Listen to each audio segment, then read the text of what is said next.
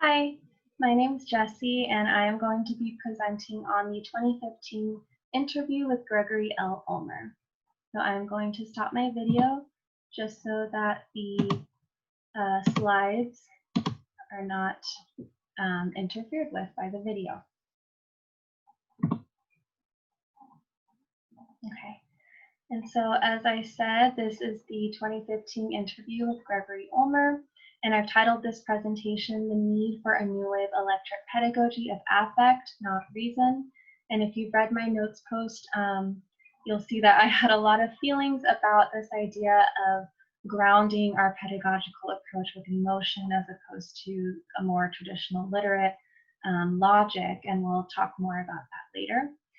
And this is for English 537 in the fall 2020 semester.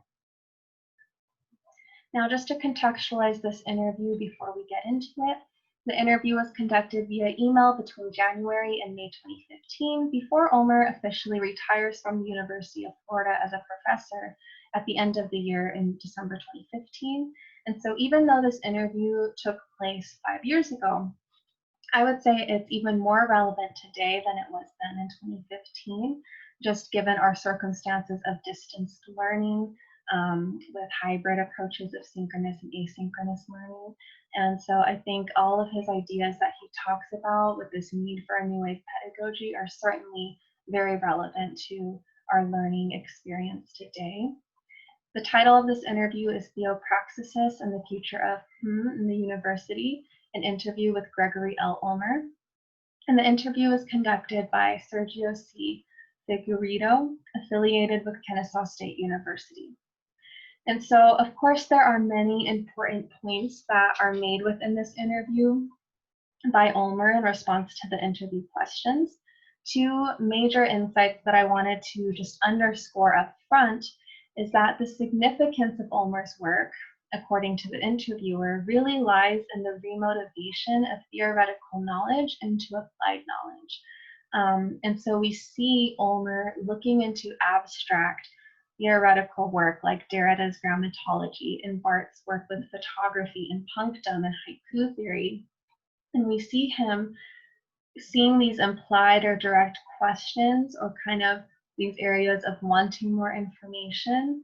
And we see him dive into that and really apply it to concrete, practical ideas like this need for a new wave pedagogy or like apparatus theory, things that we can actually relate to very tangibly. And another is theopraxis, which Ulmer describes as the development of a new wave pedagogy that includes a triad of knowing, doing, and making. And this stems from this observation of the shift of literacy into electracy. And for those of you who don't know, because I don't believe it's said explicitly within this interview, but last year in digital rhetoric, we really kind of worked through what electracy means as a word. And it really comes from these two words put together, electricity and trace. So electricity meaning, online interface and internet, and trace comes from Derrida's grammatology with traces of language always existing, regardless of when it leaves the original word. And so we see these two come together to create electracy. Here are some major works by Gregory Ulmer. And so we see applied grammatology, teletheory, heuretics, internet invention, electronic monuments, and we also see Avatar Emergency in 2012. And up until the time of the interview, that was the most recent publication that Ulmer had. But since then, we have also got Consult, Theopraxis in 2019. And it really does feel that the ideas in this interview that Ulmer shares have really been leading up to the moment of this book's publication. In early 2015, I believe prior to the interview, Craig Saper and Victor Vitanza, in consultation with Ulmer, also edited a collection of essays by Ulmer addressing the social, cultural, political, and institutional changes underway in the apparatus, or this social machine of electracy as it leaves literacy.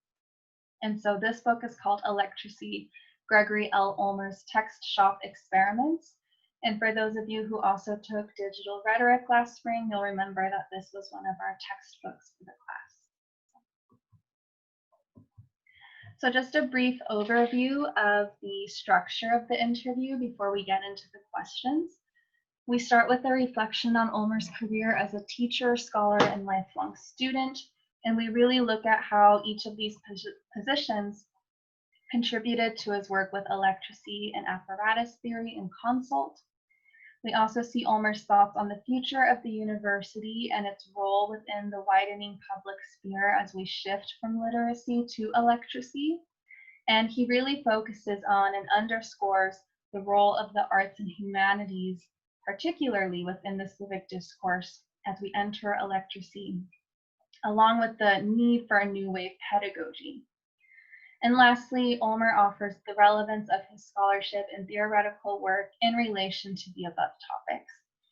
And here you'll see highlighted a quote that I really felt summed up the importance and significance that this interview offers us in our own studies. Ulmer offers reflections, meditations, and proposals for ways in which we might reapportion the boundaries between academic disciplines, the university as institution, and the public sphere. So the first question of the interview is, what were the defining moments of your career that have influenced your perspective on the arts and humanities mission? Now, Ulmer starts by discussing a variety of different moments he felt were significant in contributing to his career. So one is the fact that he taught at the University of Florida from 1972 to 2015, and retiring at the end of the year in 2015 after the interview took place. He also mentions publishing Avatar Emergency, which is an attempt to articulate the experience of learning undergone during those decades. But then he charmingly says, who is to say when a career begins? And after that, he also mentions that the majority of his defining moments for him really came from these moments of reading. Scholars like Derrida and Julia Kristeva, where he felt that he saw these moments where he was able to interject his own ideas into their theoretical concepts. And so he says, I suppose the relevance of this observation to your question is that the majority of defining moments have been events of reading or watching, and perhaps that is necessarily the case for any scholar. And so he was attempting to re-event or reimagine philosophy for electracy, which is why he says he feels he was testifying, not explaining, when working with Derrida, Kristeva, and others' theoretical concepts for his own application. One specific defining moment was his trip to Europe during spring break, a week in March 1980, which he took in hopes of meeting his intellectual heroes, like Derrida, Barthes, Boyce, Dusseldorf, etc. Now, he says part of his motivation for wanting to meet his intellectual heroes was fandom, which I found very relatable. And it's also interesting to think that back then these were more celebrity academics, and so the fandom around them would be much more tangible. And other part, he says that these individuals really influenced and contributed to the formation of his theoretical work with electracy. He says it's possible to name the sources for his program: Derrida for grammatology and trace, which, as aforementioned, leads to electracy; Barthes for my story; Boyce for the research ensemble and consultancy collaborations; Telkel for apparatus, which leads to apparatus theory. And he says that while this is not an acknowledgments inventory, it covers the cardinal directions of his work. And he actually did get to meet Derrida. In Paris, one of his colleagues, John Levy, arranged for them to attend Derrida's seminar, and then this led to a dinner invitation, and then that led to attendance at the Sarasiela Saal Colloquium on Derrida that summer. And so he did get to meet Derrida, and that was a big moment for him in his career. On the other hand, unfortunately, Barthes was never someone that Ulmer got to meet. Unfortunately, on February 25th in 1980, Barthes was struck by a laundry truck and he died on March 26, 1980. And he was in hospital during the time that I suppose Ulmer was looking for him in March of 1980. And so even though he didn't get to meet Barthes, he still turned to Barthes' work for further consultation and guidance while developing his own work with electricity. Now, Barthes worked with punctum and photography a lot and haiku theory, and this really heavily influenced the vector of Ulmer's work. And vector, according to Ulmer, means both the direction and meaning, which is very important. And this also influenced Ulmer's work with My Story, which is a digital writing genre that utilizes pattern formation instead of traditional argumentation. So while Ulmer was working with Barthes' theories and applying them to his own work with electricity, he ended up reading the last publication from Barthes' last seminar. And this seminar was right before his death, but it was first published in 2003, so probably some 23 years later, and it was translated in 2011. And Ulmer read the translation in 2012. And he said reading this translation in 2012 was an uncanny experience because when he read it, he discovered that Barthes' last seminar was all about haiku theory, which is the very thing that Ulmer chose to focus on in his development of electricity and the My Story. And so he views this as Barthes' ghost basically giving him retrospective advice, a confirmation validating the vector, the direction, and the meaning of Ulmer's work. So the first resource I wanted to share was just a little bit more insight on Barthes' punctum and its relevance to pedagogy. So Ulmer briefly alludes to Barthes' work with the photography and his exploration of this idea of can we learn to live and tell? And Ulmer says that Barthes' work correlates with his current work with electricity because of the syncretism they each require.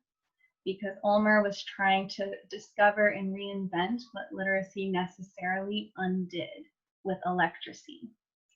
With Barthes' punctum, there is this intimacy and this a proximity, I believe, to this dilemma of can we learn to live and tell? And so here you'll see an image of an album cover by Phoebe Bridgers. The album is Stranger in the Alps. And I've written a creative essay about this album, and it has everything to do with the punctum I've experienced while listening to her music. And so to give a definition of punctum, punctum is the element which rises from the scene, shoots out of it like an arrow, and pierces the viewer. Punctum interrupts the studium through detail, which creates a unique and intimate relationship between the photograph and the viewer. So I'm going to click on this, and it will take us to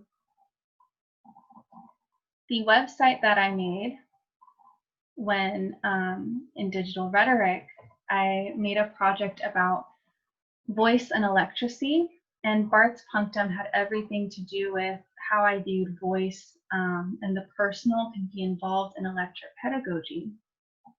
And so in Barthes' Camera Lucida, this is where he first investigates the intuitive nature of photography. And I like to call it his philosophical promenade because it really is a journey that he's taking to learn what photography is in itself and why basically people can feel so moved by looking at just a photograph. He was very interested about that and wanted to determine what exactly made someone feel so moved by just looking at something. And so even though he talks about a photograph in particular, I want us to keep in mind that this can apply to basically any media of any kind. So studium he describes as the literal subject of the photograph. So for example, in this picture, it's just pink clouds on a blue background. It's the figures, the faces, the gestures, the settings, the actions, basically literally what's in the photograph. And he says this alone, the studium, does not move us. It has no emotional effect on us. Punctum, however, the definition I already gave, is what pierces through that literal subject matter through some detail, which is ineffable. You can't really describe what exactly is causing something to shoot out of the literal subject matter and pierce you in such a way and stun you. But something is happening that's creating this unique and intimate relationship between you and the media subject. This could be nostalgia. It could be something rather emotional that you can't put words to. It's ineffable in nature, but it's really significant in that it shows this idea of memory or the imagination or emotion or aesthetic being quite significant in meaning making, because punctum is its own version of making meaning out of something. Now you can feel free to explore the rest of this website in your own time, just for the sake of this video not being too long. But you can see that the creative essay that I wrote on punctum and Phoebe Bridgers' music can be found here. And you can feel free to read this if you'd like to.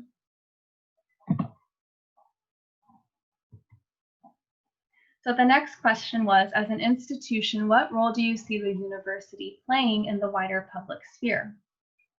Now, Ulmer first underscores the fact that institution formation is one of the three dimensions of an apparatus. So within an apparatus, there are three important dimensions that we need to pay attention to, and they are institution, technology, and identity experience. And so with orality, we have the church as institution. Technology is really the spoken language that's happening. And identity experience is through spirituality, the spirit. With literacy, the institution is the academy, the technology is writing, and the identity experience is the self. With electricity, the institution is the corporation, particularly the entertainment corporation and mass communication. The technology is the internet, and identity experience transcends beyond the self and the spirit and looks more at the collective identity. Now, Ulmer says that learning is undertaken in every civilization. So just as learning occurred as we shifted from orality to literacy, even if it didn't seem like it at the time, learning was happening. But within literacy, the church and other modes of orality had to adapt to the new inventions of the literate apparatus. Similarly, as we shift from literacy to electricity, we must invent new modes of learning for the electric apparatus. So the operating features of learning must be invented anew for each apparatus. So even though learning will occur in electricity, just as it did in literacy and orality, we need to invent the approach to learning. Here is a table for Ulmer's apparatus theory. So you'll see the apparatus of orality, literacy, and electricity, and then you'll see the different dimensions such as practice, procedure, institution, state of mind, etc., with each of the different modes for that dimension based on the apparatus. So we see the practice for orality was religion, which then shifted to science and literacy, and now it's entertainment and electricity. The procedure was ritual and orality, which shifted to method and literacy, and now it's style and electricity.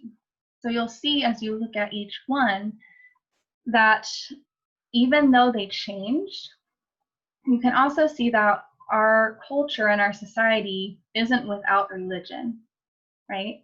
Religion still plays a significant role for many.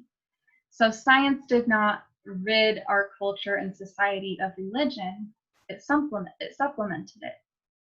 Similarly, entertainment is not going to rid neither science nor religion, it is going to supplement them.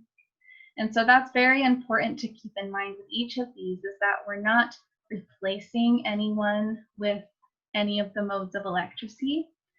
Instead, it's supplementing. So really all of these still exist in some shape or form.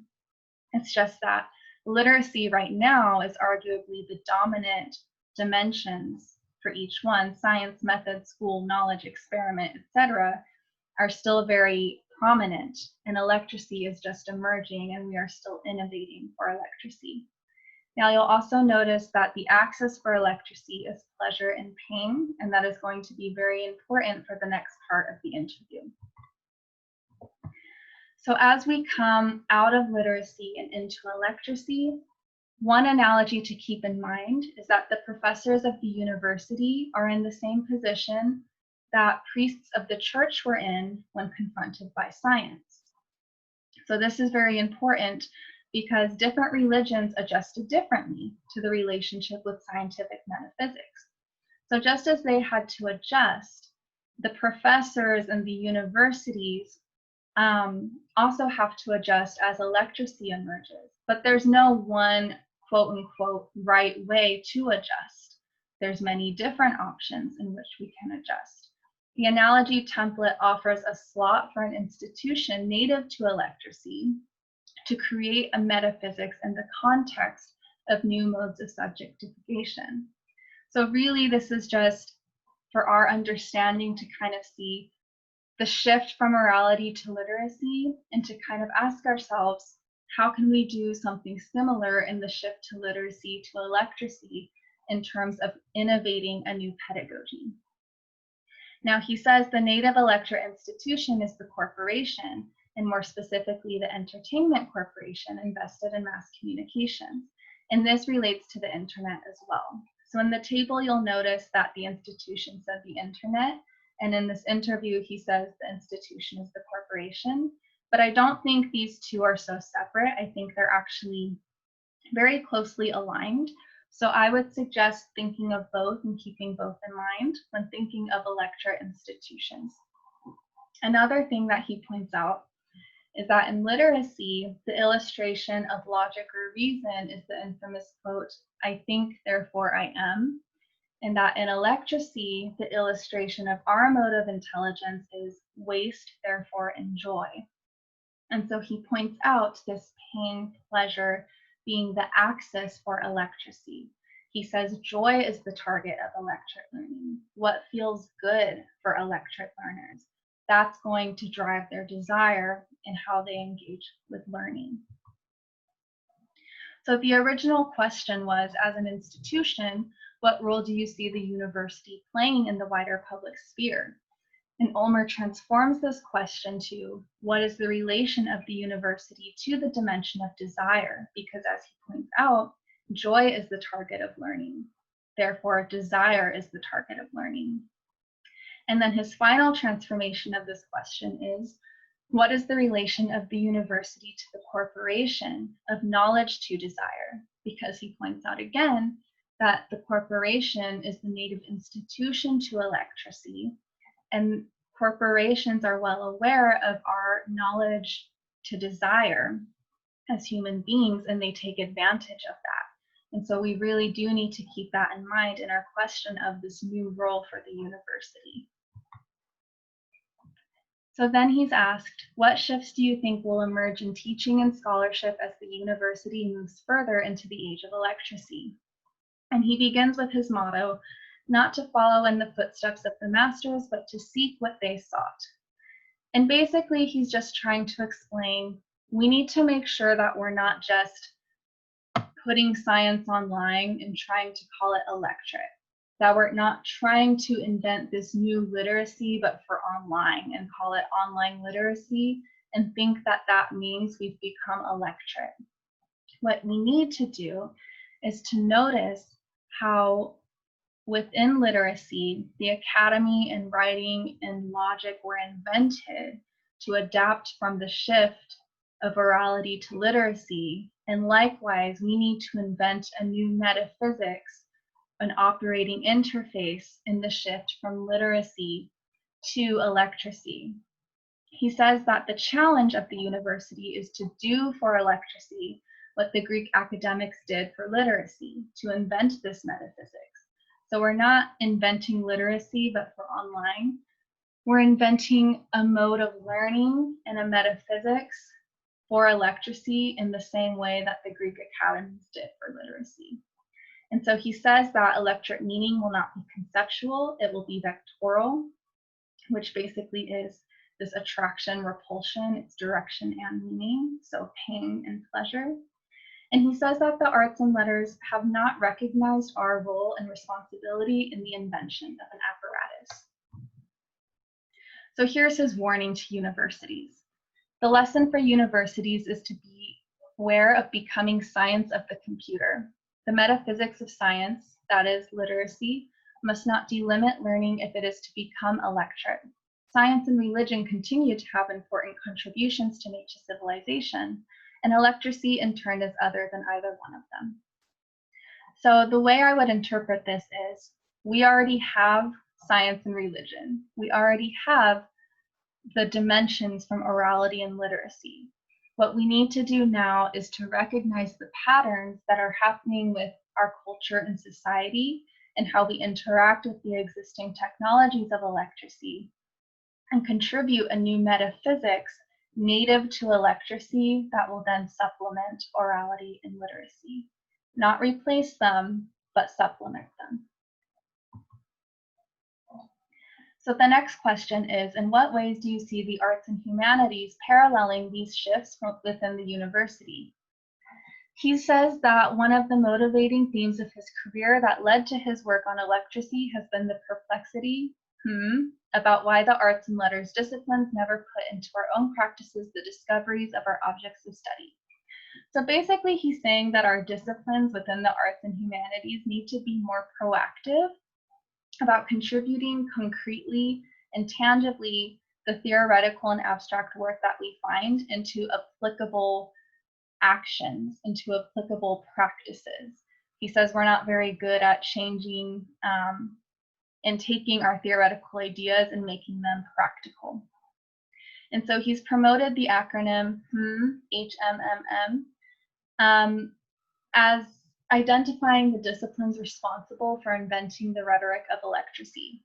So this acronym stands for Humanities, Movies, Music, Media. And he adds the apostrophe because he feels it adds a visual interjection that does exist in most languages, but it also signifies the questioning that he believes is inherent within this discipline and the relationship to innovating the new rhetoric of electricity. He also says that electricity is fundamentally aesthetic in its mode of intelligence, emotional and affective at the core, and grounded in sensory experience. And that the challenge in innovating a new wave pedagogy for electricity actually has little to do with critical thinking. Now, here's an example that you may have seen me mention in my notes post. This is a video from ContraPoints, the YouTuber named Natalie Wynn. And Natalie is actually an ex-academic who now makes aesthetic video essays on cultural and philosophical topics. And I believe her videos encompass Ulmer's notion of electricity being grounded in emotion, aesthetic, and play quite well. So I'm going to play about 2 minutes of this video and then we'll move on.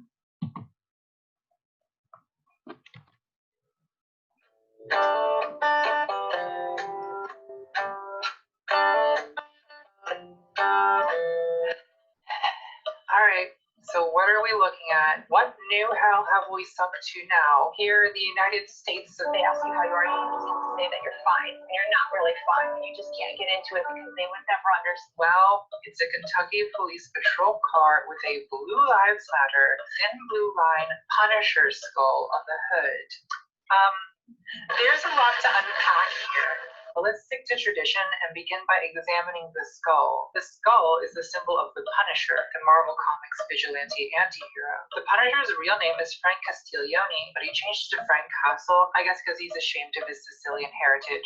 Disappointing. Frank Castle is an ex-Marine whose wife and kids are murdered by the mob, leaving him an empty husk of a man whose only consolation is his obsession with revenge. Yeah, there's been a lot of TV and movie adaptations of the Punisher, and as research for this video, I did watch all of them. And my conclusion is that the best one is the 1989 version, where Dolph Lundgren dyes his hair black to pass as Sicilian and runs around naked and sweaty in the sewers, worshipping the god of vengeance and shrine trash. You know, just like the police do. Hi, I'm Natalie, creator of CatReport. And no, I'm not a cat girl, I'm a cat woman. I'm sorry you're intimidated by that. Look, I'm tired of only being valued for my petite, So I'm going to stop it there for the sake of time. But I would definitely recommend watching the full video. And the reason I wanted to play it is because I feel it's a really good illustration of a mode of learning being rooted in play and emotion and aesthetic. You can see that she's really taken the time to build an aesthetic for her video, with the floral wallpaper in the background, the lo-fi music girl picture hanging in the background, the cat ears and braids. She always invents a character for each of her videos, and this adds to the aesthetic and play within the discussion that she's giving. And even though her video has all this interplay of emotion, aesthetic, the body, style, etc., they all focus on these cultural and philosophical topics. And so the side-by-side comparison of a video like this versus reading a traditional expository essay is quite interesting, and also comparing Ulmer's call for a new wave pedagogy rooted in emotion versus our traditional literate pedagogies. So some clear lessons for the arts and humanities from Ulmer is that we should maintain the literate disciplines of verification going forward. So we do want to make sure that students know how to fact check and test for credibility to avoid the conundrum of fake news and things like that. But we need to supplement them with a new wave pedagogy of creativity. And he says that we cannot continue to exclude considerations of memory, imagination, emotion, and the like as valid forms of knowledge, because really this is self-refuting in the age of electracy, and it's going to lead to dead ends. He also says that electracy shows that the vector of digitally native learning is rather through stupidity and vice related to the drives and desires of embodied affect, and not through enlightenment. So enlightenment within the age of literacy, with logic and reason coming to the forefront, is not going to be effective in electracy, because again, electracy is done through pain and pleasure, through desire, through the body, through aesthetic, through emotion. It's much more personal in that way. And so we do get things like stupidity and vice as valid modes of learning and navigation in electracy as well. Now, a relevant connection I found to today's learning is Zoom. And so our current circumstances of two major public health crises, the pandemic, which has led to Zoom and online learning, as well as racism and its intersections with classism, sexism, etc., are two significant dimensions to electracy we should examine closely in considering Ulmer's call for a new wave pedagogy that supplements literacy with emotion and creativity. So the reason I wanted to show these tweets is because, one, I feel like Twitter is a rather electric space in general, because you get these people kind of creating these personas that are much more stylistic and aesthetic in nature, and also much more in tune with emotions in general. But then I also wanted to mention the other public health crises of racism and its intersections with classism, sexism, and other oppressive modes like transphobia and homophobia, because of the scholar strike being this week for one, but also because I don't think we can talk about the pandemic and its consequences like online learning and Zoom without talking about racism and its intersections with classism, sexism, etc. And so within these tweets, you'll see that people are expressing their emotions and feelings about the new learning environment. You'll see teachers be like, I know this is a stressful time, and assign 30 things. I hope this email finds you well. Me finding this email and you see Mindy Kaling. God, every Zoom meeting starts with a good 15 minutes of everyone politely discussing how they feel about societal collapse, and then we smoothly transition into critiques and a lecture. I hate it here. Imagine the strength you have to take your first semester of college online during a pandemic. And then here's some more. The reason I felt this was relevant is because it shows people's reactions in real time currently to the mode of learning happening right now. And this is not to say that any literate form of learning, like Zoom kind of being the proxy to the physical classroom, is wrong or needs to be done away with altogether. but it's this idea of how is the sensory experience right now for students learning on Zoom, perhaps limiting what we could be doing pedagogically with education and learning right now. I know for me personally, Zoom makes my sensory experience of learning quite unpleasant.